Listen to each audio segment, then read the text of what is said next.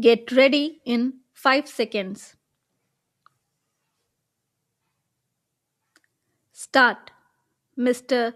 Deputy Speaker, sir, I am very glad that I have the opportunity to take part in the discussion on the demands for grants in respect of the Ministry of Labor.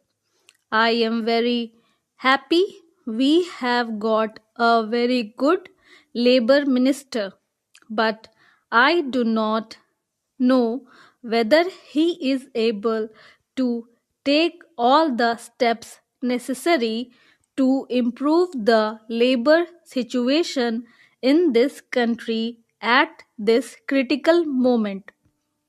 The Industrial Policy Resolution of 1956 clearly mentions that in the process of rapid industrial development, labor assumes a vital role to establish a socialistic pattern of society. The main problems facing the working class are of getting adequate wages, essential commodities at prices they can afford, some short of shelter and cloth. The government minimum needs program has hardly reached the working class. The vast majority of laborers are unable to make both ends meet. The government has mentioned endlessly on the question of evolving a national wage policy or an integrated wages, incomes, prices policy. In Labour Ministers' Conference some time back, it was suggested that steps should be taken to enforce the minimum wages in the different industries. It was also suggested that non implementation of minimum wages should be declared as a cognizable offense and the offenders should be arrested. However, it had been agreed at the conference that more deterrent punishment should be given to the offenders and that the act should be amended suitably. Necessary changes should have been made in the central legislation by this time. The Industrial Disputes Act had become outdated and it should be completely overhauled. It has been claimed that the emergency has brought discipline among laborers and the production has been increased. Yes, it is a fact, but the laborers are forced to work and they are forced not to take part in the trade union activities. The trade union rights have been completely taken away from the labor. But, sir, I want to impress upon the minister that motivations for work should not be imposed from outside, but it should come from within. A contented labor force is an asset to the development of industries.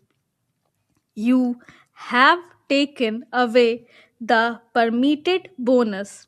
Some time back, this parliament passed an act to fix the minimum bonus at 8.33%, but the same act was adversely amended by the same parliament some time ago.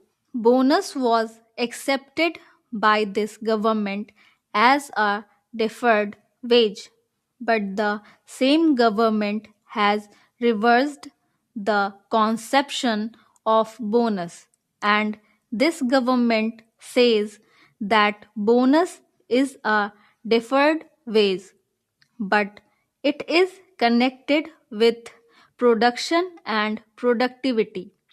But what about the owners of industries? Do you know how much have they reduced the dearness allowance of the workers nowadays?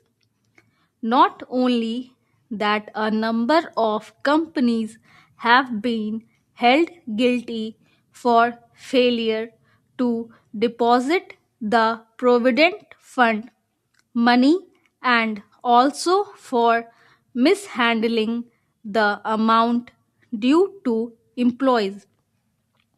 Every year, nearly 2 lakh employees come under the purview of the scheme. The total number of employees covered by the scheme in the year 1995-96 was 61 lakh, and it was 75 lakhs in the year 1996-97, whereas the average refunds amount to rupees 100 to 125 crores. The gross contribution to the fund was expected to reach rupees 58 crores in 1995-96 from rupees 51 in 1996-97, whereas the refunds to the employers on an average is rupees 10 to 12 crores. Naturally, such a situation calls for stringent regulation and control over the operation and administration of funds. If the administration of the Provident Fund scheme at various levels has to be really advantageous to the employees, there should naturally be regional offices which could directly deal with members of the fund who go in for advances, loans, etc. The present situation has offered an opportunity for the government to make necessary, meaningful changes in a number of legislative measures which seek to protect and regulate the rights and working conditions of industrial workers and other employees. In fact, several clauses of the legislative measures have little relevance to the present day conditions. Regarding the Apprenticeship Act, once our Prime Minister said in the State Labour Ministers' Conference that the Apprenticeship Act had not been implemented vigorously. It had not been given a trial utilization of apprenticeship opportunity or filling such vacancies has not been uniform in all the state. Creation of skilled manpower has lagged behind the limits of possibilities. So, the more important point is what is to be done. Even more important is that there is a new sense of urgency and a will to get things done.